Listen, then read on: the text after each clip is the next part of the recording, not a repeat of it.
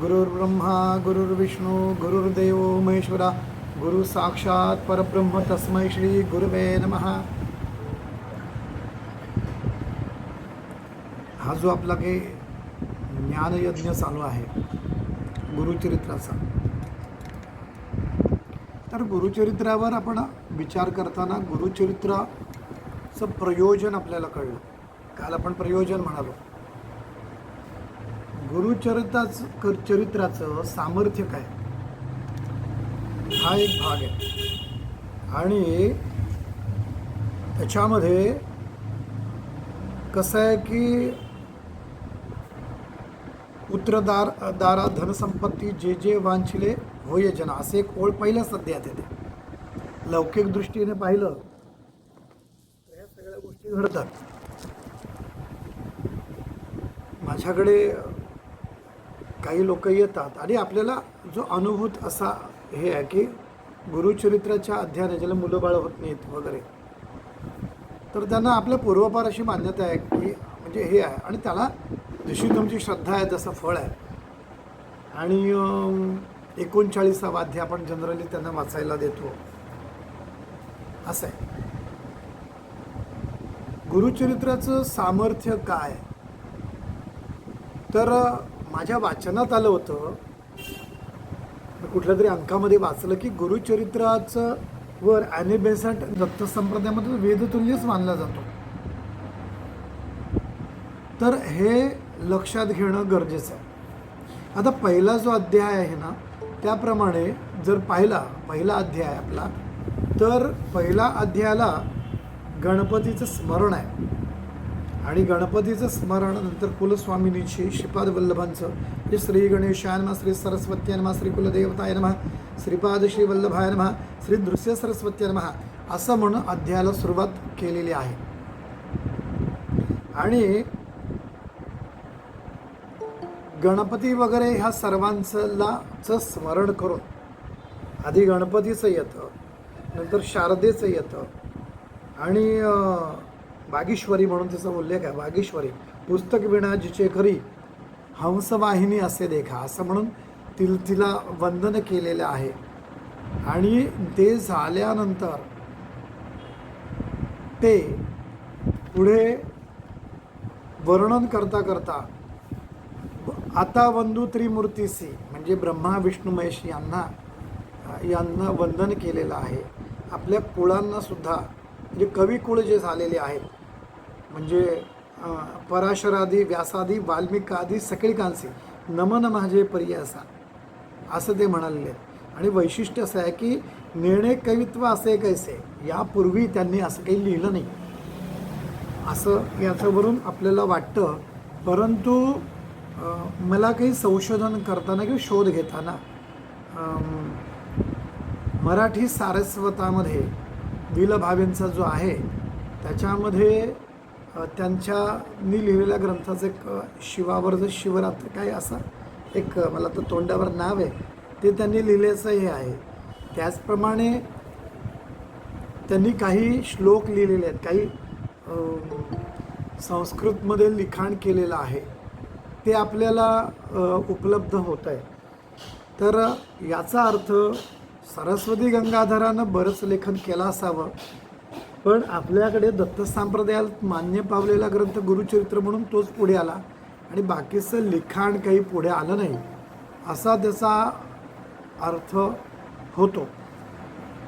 तर असं करून त्यांनी कविकुळाला वंदन करून की ग्रंथप्रकार न कळे ग्रंथप्रकार नेणे शास्त्रांचा विचार, म्हणजे मला कुठला ग्रंथ कशा पद्धतीने लिहावा, कारण नियम आहेत त्याला, आणि शास्त्राचा विचार म्हणजे त्यांना शास्त्र माहिती नाही आहे असं ते म्हणतात. भाषा नये महाराष्ट्र, त्यांना मराठी अवगत नाही आहे, ते कन्नड आहेत. भाषा नये महाराष्ट्र म्हणून विनवी तुम्हासी, आणि म्हणून ब्रह्मा विष्णू दिकांसहित सगळ्यांना वंदन करून शेवटी ते कविकुळांना का म्हणतात, वंदन करतात की तुमच्या आशीर्वादामुळे, तुमच्या आशीर्वादानं हे आम्हाला प्राप्त होऊ देस, कृपा असावी, साध्य होऊ द्या. ऐसे सगळिका विनमोनी मग ध्याईले पूर्वजमनी असं सगळ्यांना वंदन करून त्यांचं स्मरण करून त्यांचे जे पूर्वज आहेत ते त्यांचं स्मरण केलेलं आहे. आणि उभय पक्ष जनक जननी महात्म्य पुण्यपुरुषांचे आई वडिलांचं स्मरण करून ज्यांच्या घरामध्ये जे पुण्यपुरुष ज्याला म्हणतो आपण ते झाले. पुण्यपुरुष म्हणजे जे सत्पुरुष ते म्हणतात, त्यांच्या वाडवडिलांना ते आदरानं ते म्हणतात. आपस्तंभ शाखेसी, आपस्तंभ ही शाखा आहे, त्या शाखेतले कौंडिन्य गोत्राचे असलेले साखरे नाम विख्याती, म्हणजे साखरे त्यांचं आडनाव आहे. सायनदेवापासून नागनाथ आणि त्याचा मुलगा देवराव, नागनाथाचा मुलगा देवराव त्याचा सुत सदा श्री सद्गुरु चरण ध्यात गंगाधर जनक माझा. आणि नंतर मग गंगाधर आणि गंगाधराचा मुलगा म्हणजे हे सरस्वती गंगाधर. नमन करता जनक जननी माता पूर्वज ध्यातो मनी. जे पूर्वज जे आहेत त्यांचं स्मरण करतोय. जो का पूर्वज नामधारणी अश्वलायन शाखेचा, काश्यपाचे गोत्री चौडेश्वरी नामधारी. आता आईच्या कुळामध्ये असलेले, आईच्या कुळामध्ये ते इथे आपस्तंभ शाखा ही वडिलांची आहे. आईच्या शाखा जी आहे ती अश्वलायन शाखेचे, काश्यपाचे गोत्री आणि कश्यप गोत्र असून चौडेश्वरी नामधारी. चौडेश्वरी ही देवी आहे आणि चौडेश्वरी देवी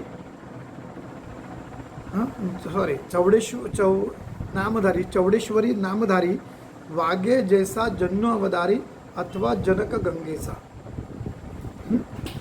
त्याची कन्या माझी जननी, त्यांच्या आई वडला म्हणजे मातृकुळामधले ते उल्लेख करतात. त्यांची जी कन्या होती चौडेश्वरी आणि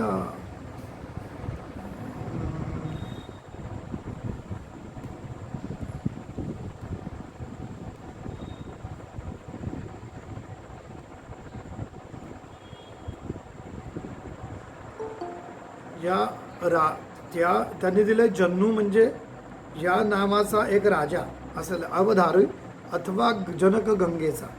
त्याची कन्या माझी जननी, त्यांची जी मुलगी आहे ती माझी आई. निश्चय जैसे भवानी, अगदी भवानीसारखे आहे.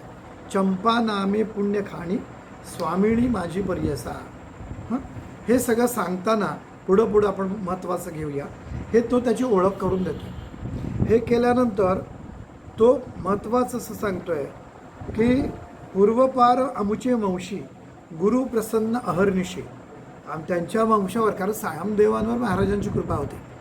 सायमदेवांचा नंतर नागनाथ वगैरे, नागनाथसुद्धा, कारण जर आपण 43 अध्याय म्हणजे 42 अध्यायामध्ये आणि 43 म्हणजे जे आपल्याला काय म्हणतो आपण त्याला अनंत व्रताचा जो महिमा आहे तो 43 अध्यायामध्ये ते सांगतं की तुझे ज्येष्ठ स्वतःशी तू दे वगैरे. आणि त्याचं नाव नागनाथ आहे आणि ते तो आमच्यासारखा होईल वगैरे असं सगळं झालं. आणि ते खरंच असं आहे की नागनाथ हे त्या महाराजांच्या सारखे सत्पुरुष झाले. आणि तिथे हत्तरवाट म्हणून गाव आहे, तिथे त्यांची समाधी आहे. तर अशा पद्धतीने ते सगळा उल्लेख करतात. पण कसं आहे की हे करत असताना तो म्हणतो की गुरु प्रसन्न अहर्निशी निरोप देते मातेपुरीसी चरित्र आपले विस्तारवया. आणि माझं चरित्र लिही असं स्वतः महाराजच सांगतात. म्हणे ग्रंथ कथन करी म्हणजे ग्रंथ सांग. अमृत घट स्वीकारी तुझे वंश परंपरी लादती चारी पुरुषार्थ. आणि तुझ्या वंशामध्ये धर्म काम अर्थ मोक्ष हे सगळं, धर्म अर्थ काम मोक्ष हे चारी पुरुषार्थ लादतील म्हणजे लाभतील. गुरुवाक्य माझं कामधेनू, कारण गुरुवाक्य आहे ते माझ्यासाठी कामधेनू आहे. म्हणजे का, गुरूंचं जरी गुरूंची आज्ञा असली तरी करणार कोण आहे? गुरूंची आज्ञा आहे तर गुरुच त्याला बळ देणार आहेत आणि ती शक्ती गुरुच त्यांच्याकडून करून घेणार आहे. म्हणून ते म्हणतात की त्यामुळे माझ्या मनात अनुमान नाही आहे, सिद्धी पावणारा आपण नृश्री नृस्य सरस्वती. आणि महाराजांच्या कृपेने हे सगळं होणार आहे. हां, त्रैमूर्तीचा अवतार झाला नृस्य सरस्वती नर, कवण जाणे याचा पार. याचा पार काय सांगणार, इतकं आघात असं त्यांचं चरित्र आहे, असं त्यांचा लीला आहे, असं त्यांचं आघात व्यक्तिमत्व आहे. त्याचं पार काय लागणार, चरित्र कवणानं वर्णवे. हां, तर असं चरित्र आपल्याला काही सांगता येणार नाही, असं म्हणजे शब्द थिटे पडतील असं त्यांचं चरित्र आहे.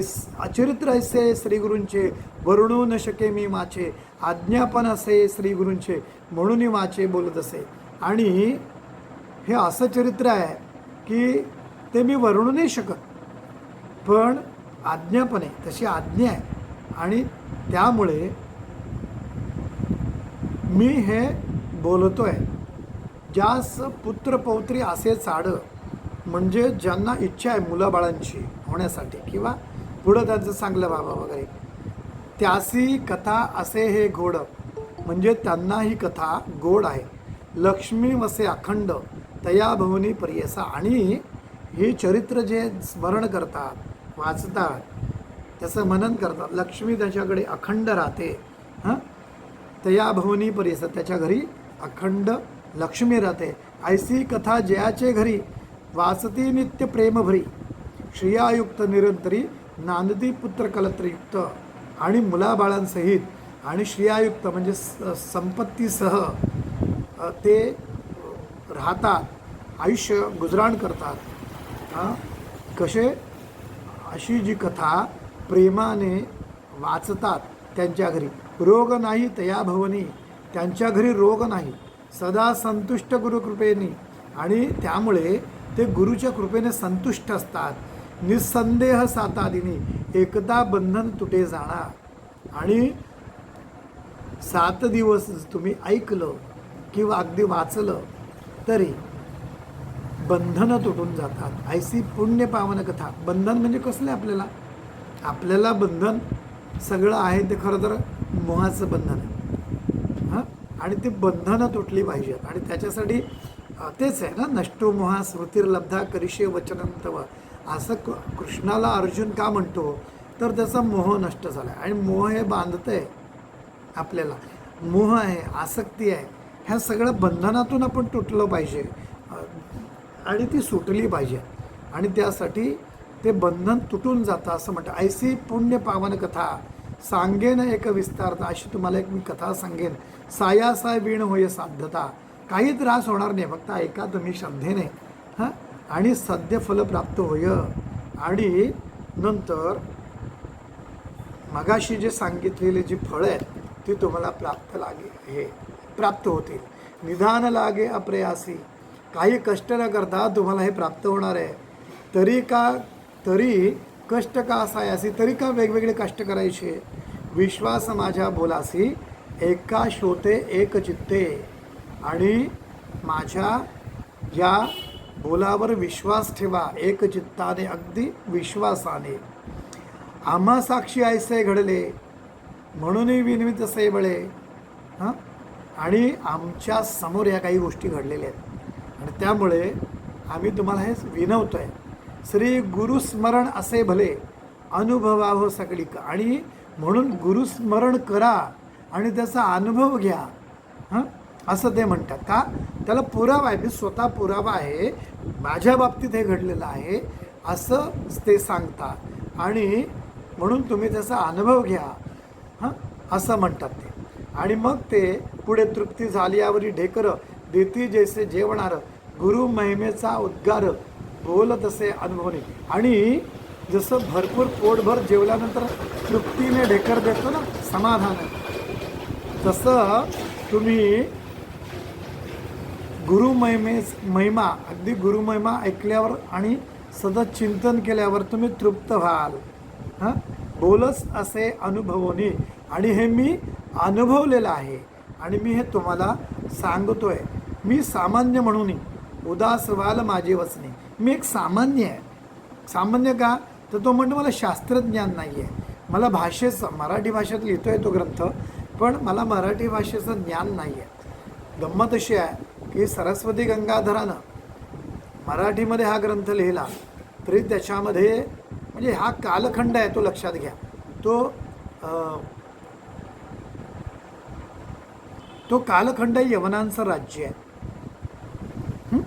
आणि आपल्याकडे वेगवेगळे लोक मस्ती करून होतेच, म्हणजे डच होते, फ्रेंच होते, सगळे चालू होते. पण असं असताना देखील गुरुचरित्रामध्ये तुम्हाला फारशी शब्द सापडत नाहीत, तुम्हाला अन्य भाषेचे शब्द सापडत नाहीत. आणि हे एक वैशिष्ट्य आहे. आणि म्हणून ते म्हणतात मी सामान्य म्हणून उदास व्हाल माझे वचने, आणि म्हणून तुम्ही उदास व्हाल. किंवा म्हणजे काय म्हणतात की काय हे करायचं, ह्याला ज्याचं ज्ञान नाही आहे वगैरे म्हणून तुम्ही खिन्न व्हाल.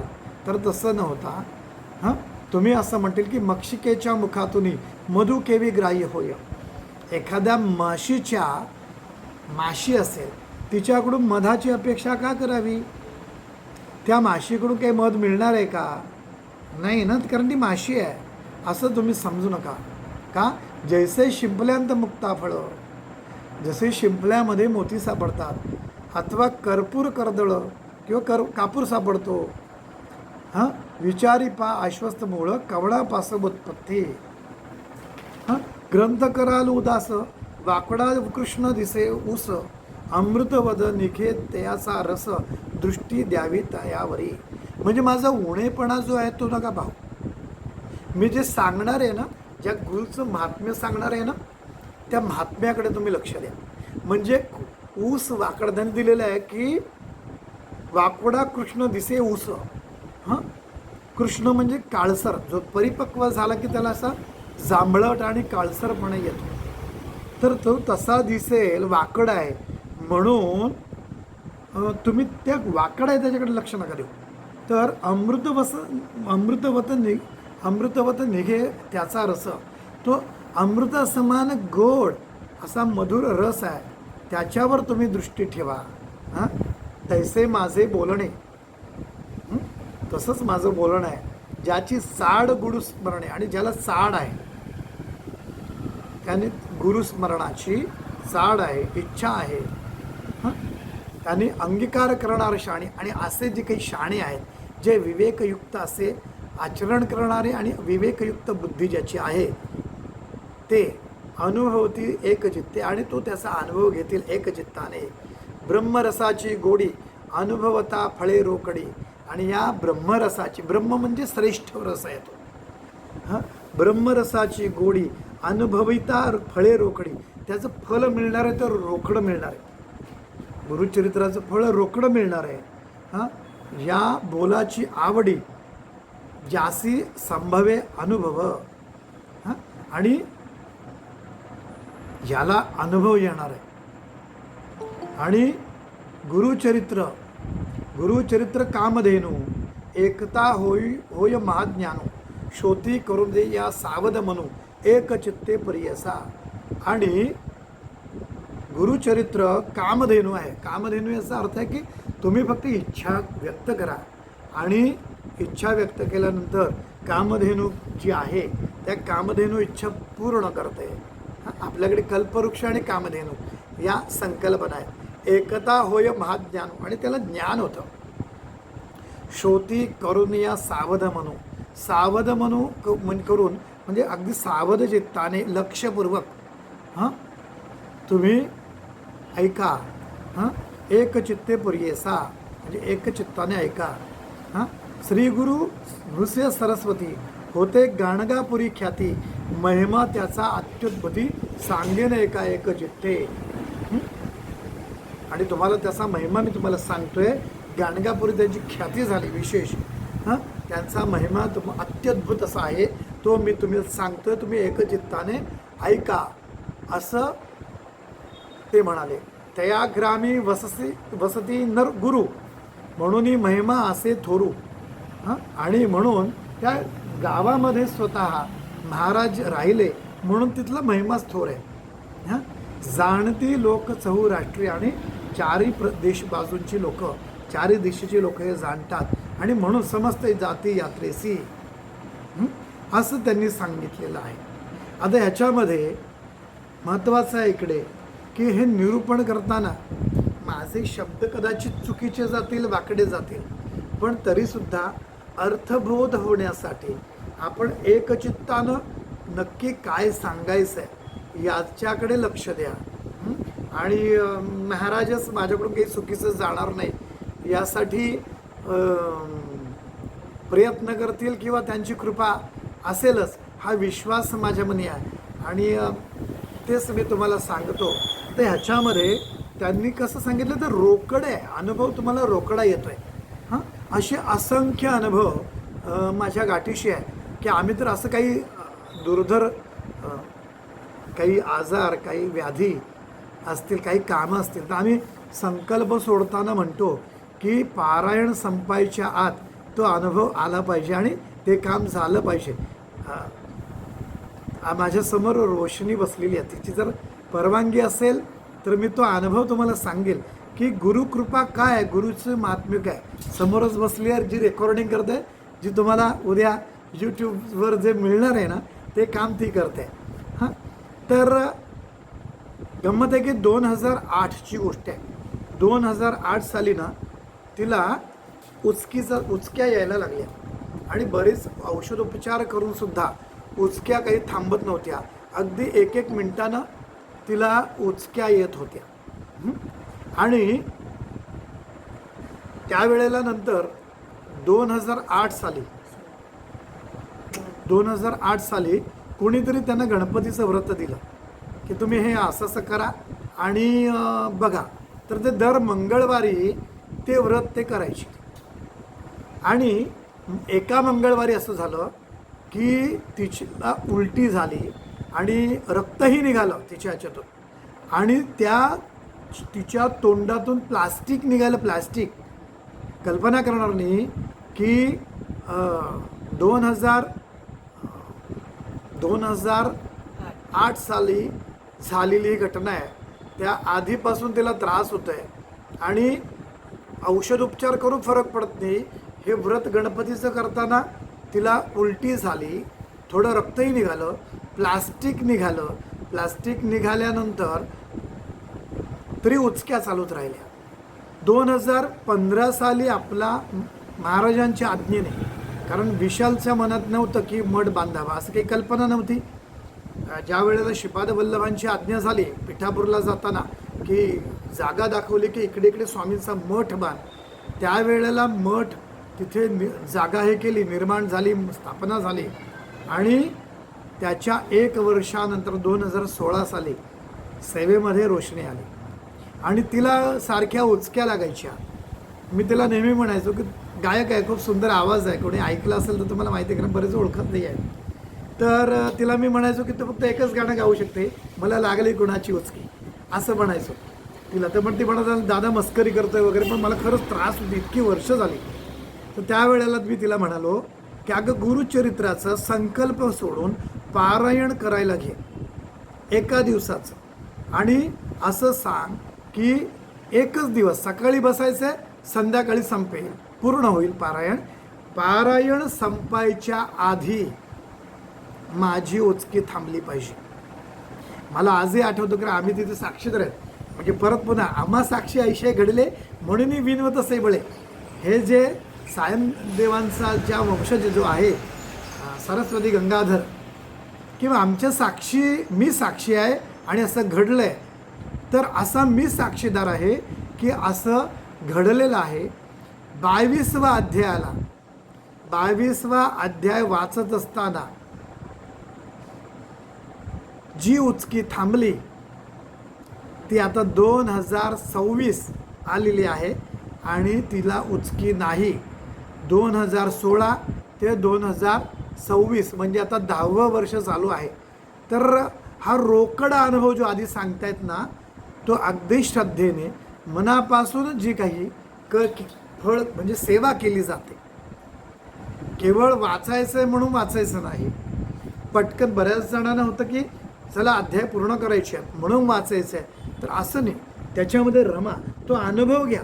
प्रत्येक शब्दामध्ये काय सांगायचं आहे ते बघा आणि तो अनुभव घ्या.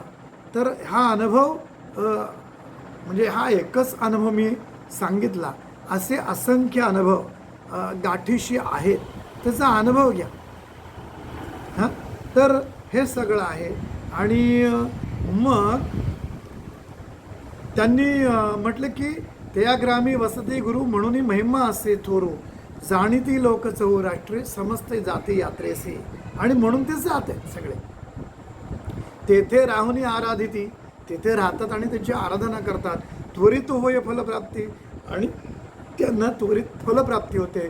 पुत्र दारात धन संपत्ती, म्हणजे मुलं, पत्नी, धन आणि संपत्ती जे जे इच्छिले होय जना, त्यांनी जे जे इच्छा केलेल्या आहेत ते पूर्ण होतात, असं सरस्वती गंगाधर सांगतात. हां, लाधून या संताने नावे ठेवती नामकरणे, आणि इतकंच नाही, त्यांना मुलं बाळ होतात आणि तिथे त्यांचं नामकरण विधीसुद्धा केले जातात. संतोष रूपे होऊ येऊनी पावती चारी पुरुषार्थ, आणि चारी पुरुषार्थ धर्म अर्थ काम मोक्ष हे सुद्धा प्राप्त करतात. ऐसे असताना तो म्हणतो की एवढं महात्म्य त्या श्रीगुरूंचं आहे, आणि असं असताना ऐसे असता वर्तमाने, आणि असं असताना आत्ताच्या काळामध्ये भक्त एक नामकरणी, म्हणजे ते स्वतःच करत नामकरणी कष्ट तसे अतिगहने सदा ध्याय श्रीगुरुसी. आणि असं असताना देखील कष्टामध्ये होता, यातनांमध्ये होता, ज्याला आजच्या भाषेत कळेल असे शब्दात टेन्शनमध्ये होता. हां, असं असताना तो गहनी म्हणजे खूप टेन्शन किंवा खूप चिंतित व्यथेमध्ये असताना, आणि तरीसुद्धा तो सदा ध्याय श्रीगुरुसी. आणि असं असताना देखील तो गुरुला म्हणजे ध्यान करायचा, गुरुचं स्मरण करायचा. ऐसे मनी व्याकुळित, आणि अशा पद्धतीने व्याकुळ हो तो चिंतेने वेष्टीला बहुत, आणि चिंतेने वेष्टीला म्हणजे भरपूर चिंतेमध्ये असताना. आता निदान म्हणे आपण गुरु दर्शना जाऊ म्हणत, आणि आता आपण गुरुच्या दर्शनाला जाऊया असं तो म्हणाला. आणि अशा पद्धतीने तो गुरुदर्शनाला निघाला. निर्वाण मानसे निघाला. निर्वाण मानसे म्हणजे अगदी निश्चयाने, दृढ मनाने की आता गुरुच्या दर्शनाला आपल्याला जायला पाहिजे. अति निर्वाण अंतकरणी, आणि अति निर्वाण अंतकरणी लय लावणी गुरुचरणी. लय लावणे म्हणजे गुरुचरणावर लक्ष केंद्रित करणं ध्यानामध्ये. लय लावणी गुरुचरणी, लय म्हणजे सगळ्या वासनेचा, कामनेचा वगैरे कुठल्याही सगळं बाजूला सोडून तू जेव्हा गुरूंच्या चरणी लय होतो, म्हणजे ज्याला आपण म्हणतो अनन्यश्चिंतयंत माम जना परिपासने, असं जे आहे ना, तर ते अनन्य भावाने तो श्री गुरुचरण ध्यातो. आणि तो काय करतो, लय लावणे गुरुचरणी जातो शिष्य शिरोमणी विसरो निया क्षुधातृषा. आणि सगळे लय झालेलं आहे चित्ताचा, आणि त्यामुळे म्हणजे न मन झालेलं आहे, सगळ्या चित्ताचा लय होऊन तो क्षुधातृषा म्हणजे भूक तहान विसरून फक्त निर्धार करून मानसी की. आणि फक्त निर्धार काय करतोय, निर्धार करून मानसी म्हणे पाहिन श्रीगुरुसी अथवा सांडीन देहासी जड स्वरूपे काय कास. आणि काही करून मी गुरु दर्शन मिळवेल, गुरुचं दर्शन घेईल, नाहीतर काय करेल, अथवा सांडीन देहासी या देहाचा त्याग करील, जड स्वरूपे काय कास. जर असं असून जड स्वरूपाने जर दर्शनच होणार नाही तर या जड देहाचा काय उपयोग. असं करून ज्याचे नामस्मरण करता. बघा, पहिली गोष्ट आहे ना, गुरु तेव्हाच भेटतात की कळकळ निर्माण झाली पाहिजे, तळमळ निर्माण झाली पाहिजे. तुम्हाला माहिती आहे की ऐसा मनी व्याकुळत चिंतेने वेष्टीला बहुत, गुरुदर्शना जाऊ म्हणत निर्वाण मानसे निघाला. अति निर्वाण अंत्यकरणी लय लावणी गुरुचरणी जातो शिष्य शिरोमणी विसरवनिया क्षुधा तुषार. आम्ही कसे जातो की आमचं लक्ष असतं ना की अरे 12ला ना अन्नछत्र चालू होईल आणि नंतर मग गर्दी खूप होते, आणि त्यामुळे आम्ही दर्शनाकडे विशेष लक्ष राहत नाही, आम्ही अन्नछत्राकडे लक्ष जास्त राहतं. हे होतं की नाही असं. म्हणजे तिथे तुम्ही तुमच्या गुरुचरणाशी लय नाही आहे चित्ताचा, तुम्हाला तिथं जेवणाचं असतं, अरे पटकन जेवण आपल्याला निघायचं असतं वगैरे. हे सगळ्या ज्या गोष्टी आहेत ना त्या आम्हाला खरं तर आमच्या भक्तीच्या साधनेच्या आडी येतात, हे आम्हाला कधी कळत नाही. तर जेव्हा आम्ही परमेश्वराकडे जातो ना, त्यावेळेला परमेश्वराचं होऊन जा. हां, त्या वेळेला लक्षात ठेवा की निर्वाण मानसी याचा अर्थ दृढ निश्चयानं जा. की गुरुचं दर्शन झालंच पाहिजे. नाहीतर होतं काय की अरे किती आहे, भरपूर गर्दी आहे, 4 तास तरी लागतील, तर आम्ही काय करतो लगेच कळसाचं दर्शन घ्या आणि पळा लवकर. हां, म्हणजे तरी काय, तर तेवढा दृढ विश्वास नाही का, किंवा आपण तिथं कमी पडतोय हे लक्षात घ्या. तर म्हणून या पद्धतीने सरस्वती गंगाधर निघालेत. ज्यांचे स्मरण करता दैनहानी होय त्वरिता, आपण तैसे नामांकिता किंकर म्हणत असे. आणि ज्याचं स्मरण करता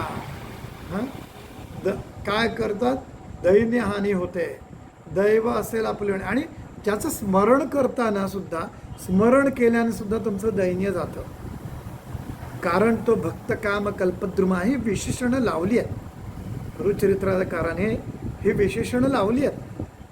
तर असं असताना ज्याचं स्मरण करता दैन्य हानी होई त्वरिता, लगेच दैन्य हानी होते. आणि असं असताना तैसा आपण नामांकिता, तसाच मी पण आहे, पण तरीसुद्धा दैव असे आपले उणे, पण माझं नशीबच फुटकं, दैव उणे आहे. तरी का भसावे श्री गुरुचरण, परीस लावता लोहा जाणं, सुवर्ण केवी होत असे. तर सुवर्णाचा म्हणजे परीस लावला लोहाला की सुवर्ण होतं, पण आपण तिथे आपलं नशीबच फुटकं. हां, मग फुटकं जर आहे तर गुरुस्मरण करून काय. बघा इथं त्याची बुद्धी शंकित होते. एका बाजूला तो लय लावतोय आणि एका बाजूला अशी शंका तो घेतो. माझे हृदय सदा वसे, माते कष्टी साय असे. हां, तर असं असताना माझ्या हृदयामध्ये तुझं नामस्मरण सदस्य तरी मला कष्ट होतात. हां, तर असं सगळं आहे. म्हणून मग हे सगळं तू करतोय, म्हणून मग तू सगळं आता तू विनवायला लागतो. या बोलाची आहे वा, मनी धरुनी पाहावा, गुरुमूर्ती सदाशिवा, कृपाळू वा गुरुमूर्ती सर्वाभूती, अति व्याकुळ अंतकरणी, निंदा स्तुती आपली वाणी. हां, आमच्या तोंडामध्ये निंदा आणि स्तुतीने भरलेलं मन आहे. म्हणजे आम्हाला आमच्या मनासारखंच नाही झालं, किंवा आम्ही जनरली असं म्हणतो ना, कोणाची प्रगती झाली ना, कायला एवढं देवाचं करून आपल्याला काय फायदा, त्याचं बघ काय न करता एवढी प्रगती, आणि आपण देवदेव करायचं तर आमच्या मागेच लागले देव. हां, हे आम्ही बोलतोय की नाही, म्हणजे आम्ही देवावर निंदा करतो की नाही, देवाला वर दोषारोप ठेवतो, देवाची स्तुतीही करतो. तर अशी निंदास्तुती आपली वाणी आहे. हां, कष्टला भक्त नामकरणी, करता होय परियसा, राग स्वेच्छा ओवी म्हणावे, ओवीबद्ध म्हणावे, आजी पाहुणे पंढरी रावे, बंधू विघ्न राभावे, नमो ते सुंदरा शारदेसी. असं म्हणून तो आता गुरुचरित्र लिहिण्यासाठी तो कुठला आहे, तर तो स्वेच्छा ओवीबद्ध आहे. ओवी ही स्वेच्छा हा रागामध्ये असे, असं म्हणतो तो. म्हणजे जो गायनातील राग आहे तो त्या पद्धतीने तो स्वेच्छा रागाने आम्ही हे करतो, जसं मला येतं त्याप्रमाणे.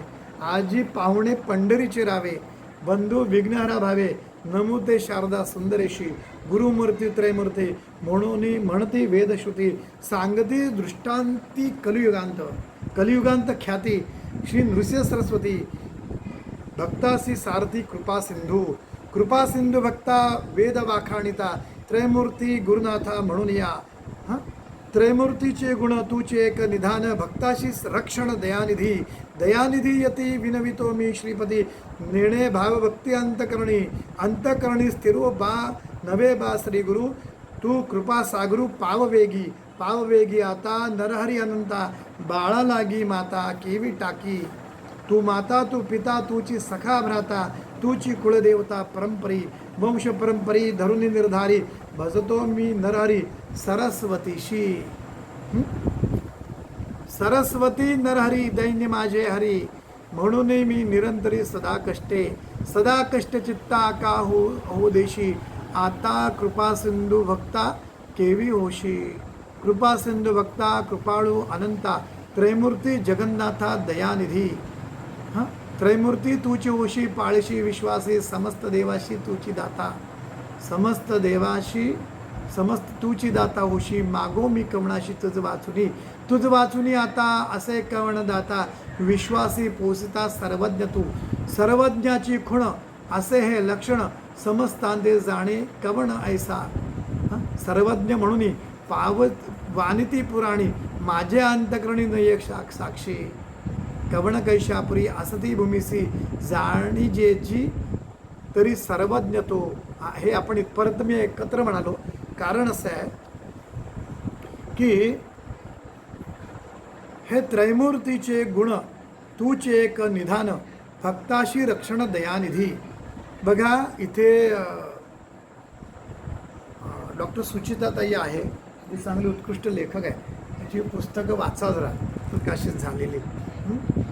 तर त्याच्यामध्ये एक आपल्याकडे काव्य प्रकारामध्ये शेलकाव्य म्हणून आहे आणि या शेलकाव्याचं काव्य आलं कुठून तर मला सारखं वाटायचं की आपल्याकडे जसं सॉनेट बरोबर सुनीते हा प्रकार आला त्या पद्धतीने हा आपल्याकडे म्हणजे मला हे पहिलं लक्षात आणून दिलं ना ते अक्षताताईने.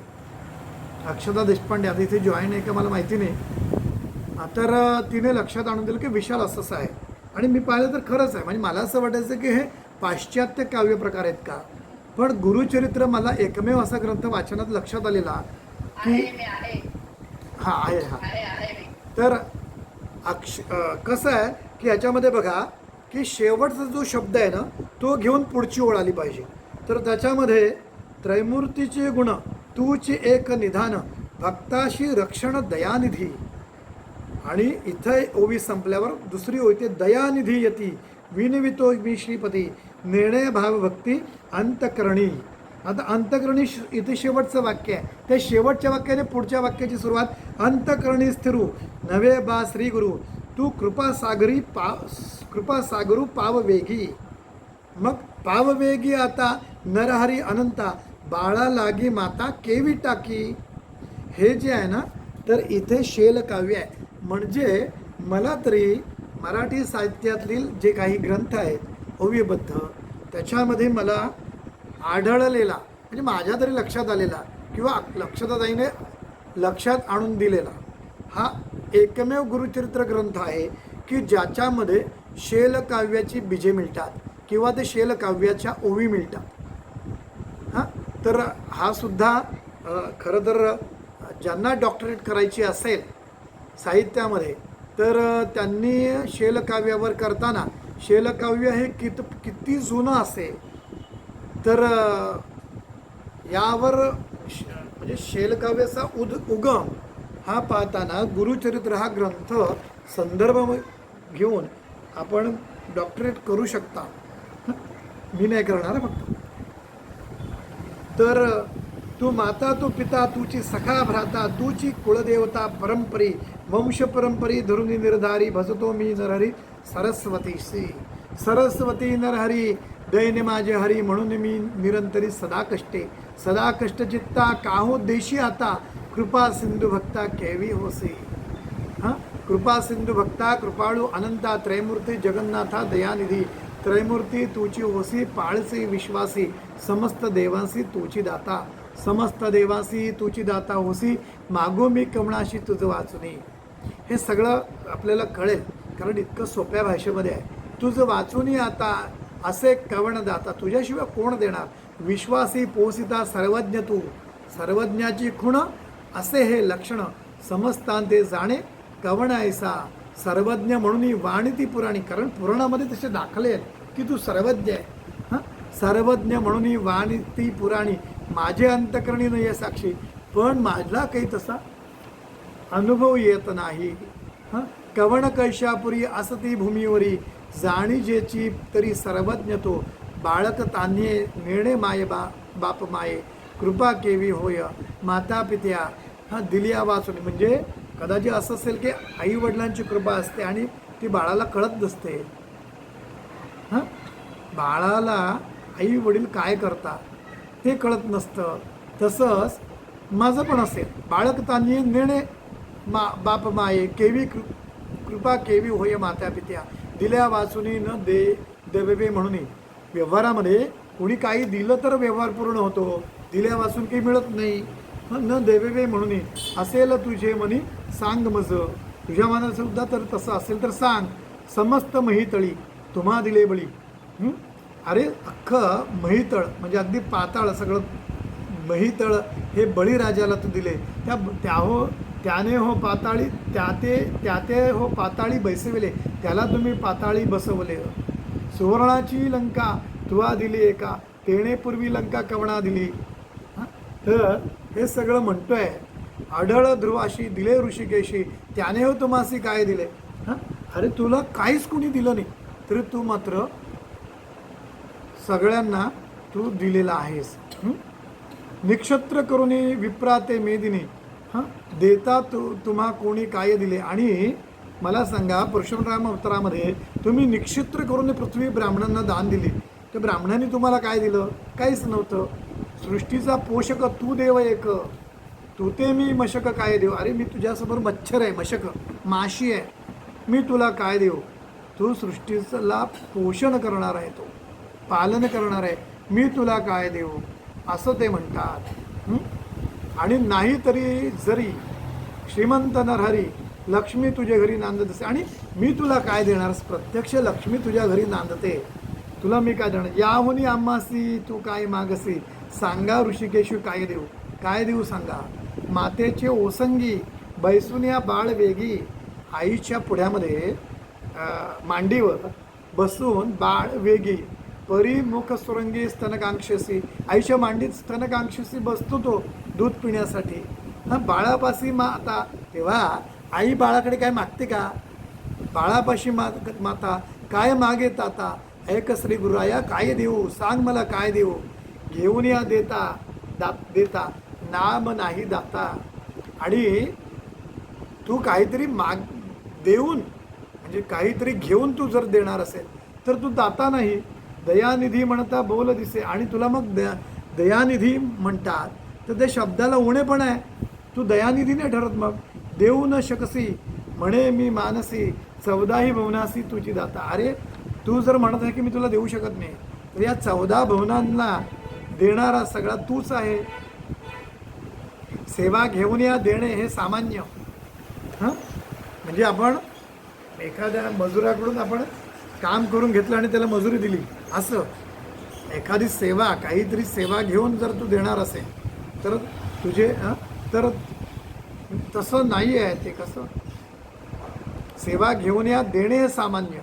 नाम नसे जाण दातृत्व असे, मग तू दातृत्वमान आहे असं नाही होणार. तळी बावी विहिरी असे भूमीवरी, मेघ तो अंबरी वर्षद असे. तर ते तळी विहिरी वगैरे जे आहेत त्या पृथ्वीवर आहेत, आणि मेघातून अंबरी म्हणजे आकाशातून पाऊस पडतो, त्या मेघाची ही जी सेवा आहे. न करता स्वभावा उदक पूर्ण सर्वा केवी करे, आणि असं असताना त्या नदी बावी वगैरे या सगळ्यांना तो भरून टाकतो. सेवा अपेक्षिता बोल असे दाता, आणि सेवा जर करून तू देणार असेल तर तू दाता कसा. दयानिधी म्हणता केवी साजे, मग तुला देवी दयानिधी म्हणणं हे योग्य होणार नाही. नेणे सेवा कैसी स्थिर होय मानसी, माझे वंशी वंशी तुझे दास. अरे मी सेवा कशी करायची हे जाणत नाही, कसं स्थिर मन करायचं हे जाणत नाही. माझ्या वंशामध्ये तुझे वंशवंशामध्ये तुझे म्हणजे पिढ्याने पिढ्या तुझी सेवा आमच्या घरामध्ये झाली आहे, दास झालेले आहेत. माझे पूर्वजवंशी सेविले तुम्हासे, माझ्या पूर्वजांनी तुमची सेवा केली. संग्रह बहु असी तुझे चरणी, आणि त्या सेवेचा संग्रह काय तुझ्या चरणाशी आहे.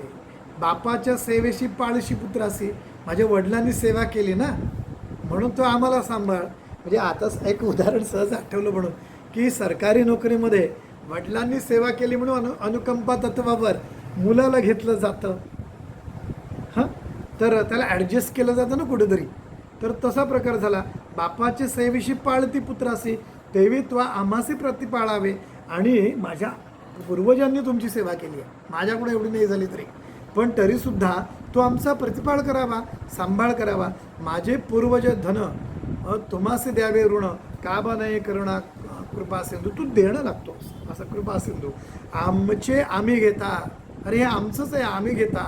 का बा नाही चित्ता, मागेन मी सत्ता घेईन. आता मी हट्ट करणार आहे, माझा अधिकार आहे, तुम्हाला द्यायचं आहे. आता मज जरी न देसी नरहरी, जिंतोनी व्यवहारी घेईन जाणं. आणि आता जर तू देणार नाही तर व्यवहारिक नियमानुसार मी जिंकेल आणि ते घेईन. दिस दसे आता कठीणता हृदयता, दास मी अंकिता सनातन. पूर्वापासून आम्ही तुझे हे आहेत दास आहोत आणि तू कठीण हृदय करतोय. आपले समान असेल कवण, तया सवे मन कठीण की जे. अरे परमेश्वरा, तुझ्यासारखा कोणी असेल त्याच्याशी तू कठोरपणे वाग ना. अरे मी तर तू एकदम पामर आहे आणि माझ्याशी तू कठोर का वागतोस? तुला दया कशी येते? मशक हा शब्द वापरले त्याने, मी मशक आहे तुझ्यासमोर. तर तू मग का कठीण कठीण की जे हरे तुवा दैत्यावरी. अरे त्या दैत्य राक्षस वगैरे ह्याच्याशी तू कठोर हो, माझ्यावर का? प्रल्हाद कैवारी सेवकांशी, आणि प्रल्हादाशी जसा वागलास ना तू तसा आमच्याशी वाग. सेवका बाळकाशी करू नये ऐसी, कठीणता प्रियसी बरवेन दिसे. हां, अरे आम्ही बालक आहोत हां, म्हणजे सेवक आणि बाळकांशी करू नये असं कठोर होऊ नकोस. हां, असं तो म्हणतोय. कठीणता प्रियसी बरवे असं योग्य दिसत नाही. माझे अपराधी धरून या बुद्धी. अरे माझे अपराध जर डोक्यात आणून विचार करून अंतःकरण क्रोधी पाहसे, जरी मला रागाने जर तू पाहत असेल माझ्याकडे, किंवा तुला राग येत असेल माझ्या, बाळक मातेसी बोले निष्ठुरसे. अरे आईला कधी कधी त्याचं मुलगं बोलतं ना रागात, काय काय हां, निष्ठुरसे. अज्ञानी मायसी मारी जरी. आणि जसं कधी कधी तो लहान बाळ असताना तो तिला मारतो सुद्धा. हां, तरी माता त्या कुमारासी कोपन धरी कैसी. आणि ती आई त्याच्यावर रागवून रुसून बसते का कायमची? हां, नाही ना. तर कोपन धरी कैसी आलुंगिनी हर्षी संभू किपा. आणि त्याला उलट जवळ घेते, मिठी मारते. हां, कवण्या अपराधेसी न घालशी आम्हासी, अहो ऋषिकेसी सांगा माझं. आणि आमचं काय चुकलं आहे की तू आम्हाला जवळ घेत नाहीस? हां, माता हो कोपसी बोले बाळकासी, जाऊनी पिती असे सांगे बाळ. अरे आई जर कोपली ना, चिडली ना, तर तो वडिलांकडे तरी जातो की आईने मला मारलं. हां, असं आहे. पण माझं कसं आहे माहिती आहे का? माता कोपे जरी एखादे अवसरी, पिता कृपी करी संबोधोनी आणि संभोग होणी. म्हणजे की आई चिडली तर वडिलांकडे वडील त्याला जवळ घेतात, असं तरी होतं. आणि आमच्यासाठी तू माता तू पिता. अरे आई पण तूच ना, बाप पण तूच, मी जाऊ कोणाकडे? तू माता तू पिता, कोपशी गुरुनाथा सांगे कवणा. कवणा आता क्षमा करी. आणि माझी उची अशी आहे असं तर म्हणतो की तू माझ्यासाठी तूच माता तूच पिता आहे. त्यामुळे तू चिडला माता म्हणून जरी, तरी पिता तूच आहे. मी सांगणार कोणाला तुझ्याशिवाय? हां, क्षमा करी म्हणून क्षमा करी. तू जी स्वामी ऐसा जगी झाला ठसा, दास तुझा भलदेसा प्रतिपाळावा. आमचा सांभाळ कर. अनाथ रक्षक म्हणती तुझं लोक. अरे तू अनाथांचा रक्षक आहेस आणि म्हणती तुझं लोक. मी तुझा बाळक प्रतिपाळावे. अरे मी तुझं बाळ आहे, माझं सांभाळ कर. कृपाळू हो म्हणून वानसी पुराणी, माझे बोल कानी न घालीसीच. आणि तू माझ्याकडे लक्ष दे, माझं शब्द का नाही ऐकत? नायकसी गुरु राणा, माझे करुणा वचना, काय दुश्चितपणा तुझा असे. अरे काय हा म्हणे, हां, दुश्चितपणा का तुझा असा? माझे करुणा वचन न ऐकिती तुझे कान, ऐकून पाषाण विकृत असे. अरे पाषाणाला पाझर फुटे, पाषाण विखुरते, तिकडचे तिकडे होते, ढळतील, ती जागा सोडतील. पण तुला करुणा का येत नाही? करुणा करी ऐसे वानिती तुझं पिसे, अजून तरी कैसे कृपा नाही. आणि अजूनही तुला कृपा का येत नाही? ऐसे नामांकित विनिविता त्वरित. आणि असं म्हणताना ते कृपाळू श्री गुरुनाथ आले वेगी. आणि तिथे ते श्री गुरु आले वेगी. वत्सा लागी धेनू, जसं वासराला पाहिल्यानंतर गाय जशी धावत येते, तसं कसं वत्सा लागी धेनू, जैसी जे धावून तैसे श्री गुरु आपण आले जवळी. आणि तसे श्री गुरु जवळ आले. येताची गुरु मुनी वंदी नाम करणे, आणि आल्यानंतर वंदन केलेलं आहे. मस्तक ठेवून चरण युग्मी, म्हणजे दोन पायानं, युग्मी म्हणजे जोड, हां, किंवा जुळे जोड असा शब्दाने, तर दोन्ही पायांवर मस्तक ठेवलं. केश तो मोकळी झाडी चरण धुळी, आनंदाश्रू जळी आंध्रिक्षाळी. हृदय मंदिरात बैसोनी व्यक्त, पूजा उपचारित षोडश विधी. हां, आनंद भरित झाला नामांकित, हृदय श्री गुरुनाथ स्थिरावला. भक्तांच्या हृदयात राहे श्री गुरुनाथ, संतोष बहुत सरस्वतीची, असं म्हणून इथं अध्याय त्यांनी संपवलेला आहे. मुळामध्ये हा अध्याय आपल्याला सांगतोय की तळमळ असली पाहिजे, तळमळ असली पाहिजे गुरु भेटीची. आध्यात्मिक प्रगतीत तर गुरु तुम्हाला प्राप्त होणार आहे. हां, व्यवहारामध्ये तुम्हाला जे प्राप्त करायचं आहे त्यासाठी तुमची जिद्द हवी, तुम्हाला ते कष्ट भोगावे, कारण तो कष्ट तो आहे. म्हणजे तो ताण भूक विसरून तो गुरु भेटीला जातोय. व्यवहारामध्ये हे लक्षात घ्या, तुम्हाला जे प्राप्त करायचं आहे, तुम्हाला चांगले मार्क मिळवायचे आहेत, तुम्हाला पुढं जायचं आहे, तुम्हाला उत्तम संपत्ती मिळवायची आहे, धन धान्य समृद्धी, एकाचे 2 बंगले 10 बंगले काही करायचं असेल तर त्याला कष्टाला पर्याय नाही. तुमच्या जिद्द असायला हवी, ती पूर्णत्वात नेण्याची तयारी हवी, आणि हे करताना प्रामाणिक प्रयत्न हवे. हां, हे या पहिल्या अध्यायातून करत आहे. यांना गुरुचं दर्शन घ्यायचं होतं आणि गुरु आलेले आहेत.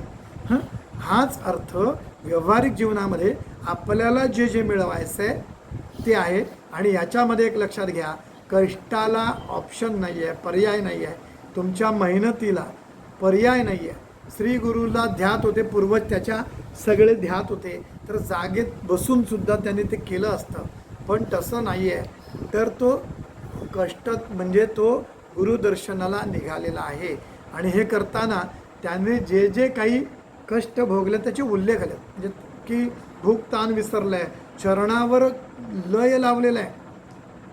पहा बरं, मला जर डॉक्टर व्हायचं असेल तर मला स्वप्न डॉक्टरची पडली पाहिजे की मी डॉक्टर झालेलो आहे. एवढं आमचं मन तयार होतं का हो? आम्ही त्या आमच्या ज्या ध्येय आहे गाठायचं आहे तिथे आम्ही आमचा लय लावतो का चित्त असा? नाही लावत. आणि मग आम्ही कसे होणार? तर हे लक्षात घ्या, जे जे साध्य करायचं आहे त्यासाठी आवश्यक असलेले गुण आहेत ते आपल्याला इथून आपल्याला कळतात की गुरुचं दर्शन त्यामुळे झालं. आणि गुरुचं मार्गदर्शन कसं मिळालं? तर त्याचं कारण आहे की तळमळ निर्माण झालेली पाहिजे प्रत्येक गोष्टीसाठी. जे तुम्हाला साध्य करायचं आहे त्यासाठी आपल्याला प्रामाणिक प्रयत्न करून ते आपल्याला करायचं आहे. आणि हे लक्षात घ्यायचं. आणि हे सरस्वती गंगाधर हे लिहिताना हे सांगतोय की नामधारक म्हणून मी हे सगळं करत, म्हणजे गुरुचं दर्शन झालं, गुरुच्या चरणावर त्यांनी डोकं ठेवलं, हां, आणि सद्गदित होऊन अश्रू आले त्याच्या डोळ्यामध्ये. तर हा सगळा भाव झालेला आहे. आणि इथला गुह्य तत्व आहे की प्रामाणिक प्रयत्न तुमच्या साध्य जे आहे ते निश्चित करा. तुम्हाला काय हवं आहे ते मिळवा. ते मिळवण्यासाठी प्रयत्नाची पराकाष्ठा करा. हां, आणि हे का तो थकल्यानंतर पुढच्या अध्यायात येतो, तो झोपतोय वगैरे आणि श्रीगुरु स्वप्नात येतात आणि प्रत्येक म्हणजे त्यांना दर्शन होतं आणि नंतर ते जसं दर्शन झालं तसं सिद्धाची भेट होते. तर तुम्हाला जे साध्य करायचे त्यासाठी प्रयत्न करा. हे पहिला अध्याय आपल्याला हे सांगतोय आणि हे लक्षात ठेवा. आणि ज्याला असं वाटतं की तूप खाल्लं की रूप येतं, तर असं अध्यात्मात बिलकुल नाही. म्हणजे मी नेहमी म्हणतो की सगळे स्वामी म्हणजे वाचू नका असं म्हणत नाही, पण गुरुलीलामृतचा जो 53 अध्यायाचा बांबोरीकरांनी लिहिलेला महाराजांचा ग्रंथ आहे स्वामी समर्थांचा, ते वाचणारे खूप कमी लोक आहेत. पण श्री स्वामी चरित्र सारामृत वाचणारी लोक भरपूर आहे. त्यामध्ये का पटकन झालं पाहिजे, पटकन आलं पाहिजे. पण गंमत अशी आहे की अध्यात्मामध्ये शॉर्टकट नाही आहे बिलकुल. पटकन झालं पाहिजे म्हणून नाही. आणि बऱ्याचदा मला ती पोथी भावत, म्हणजे ती करा, मी नाकारत नाही, पण मला मनाला काय भावत नाही का? कारण असं आहे, कथा येते आणि संपून जाते.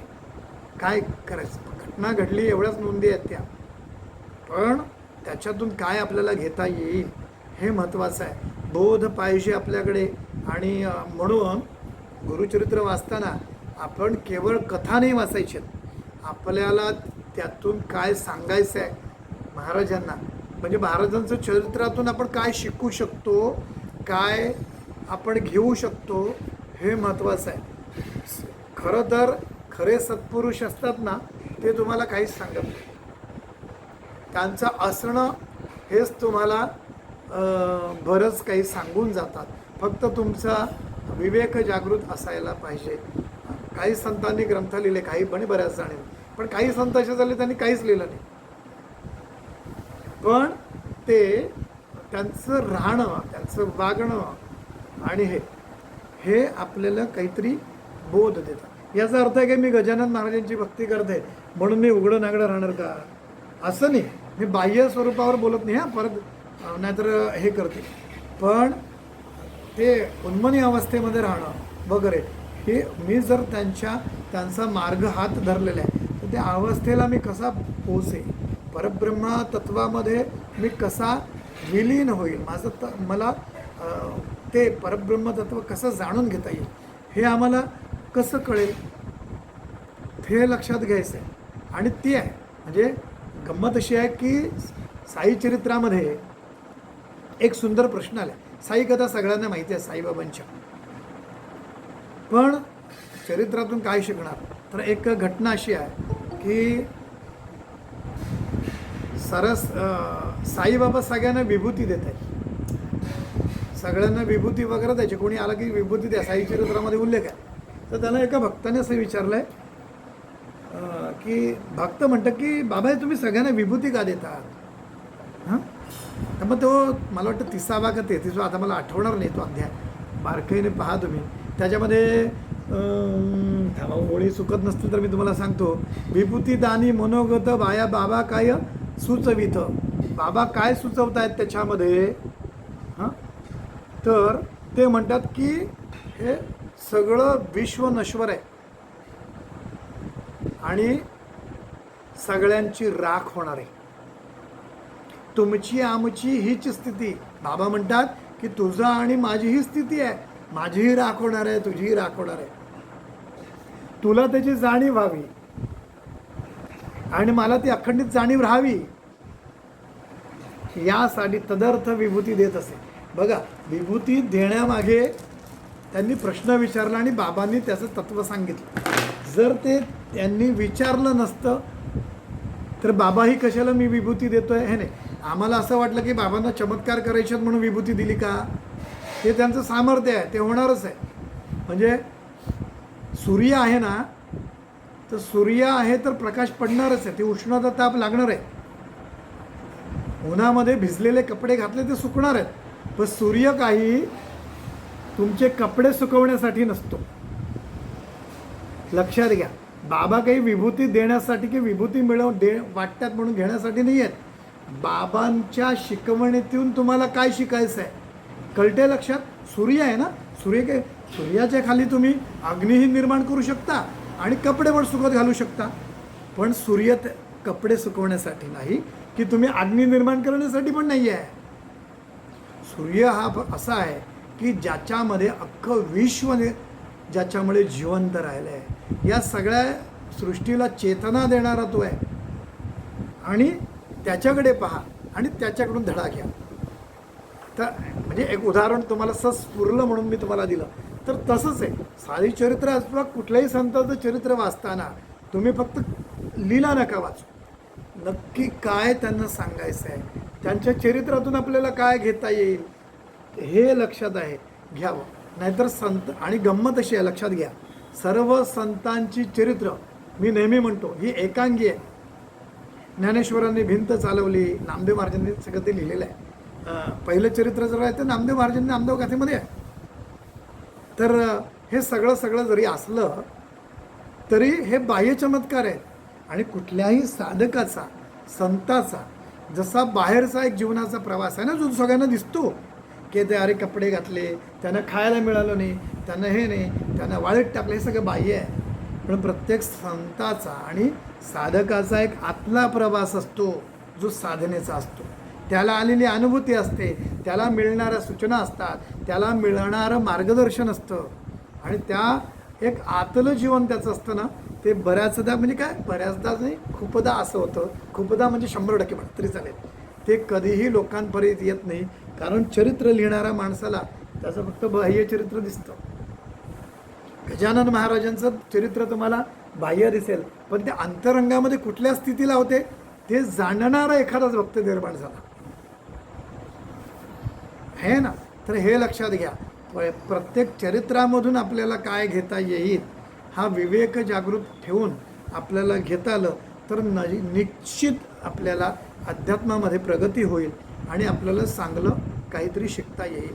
हां, नाहीतर मग आपण काय म्हणतो की सगळे श्रम वाया गेले असं होईल.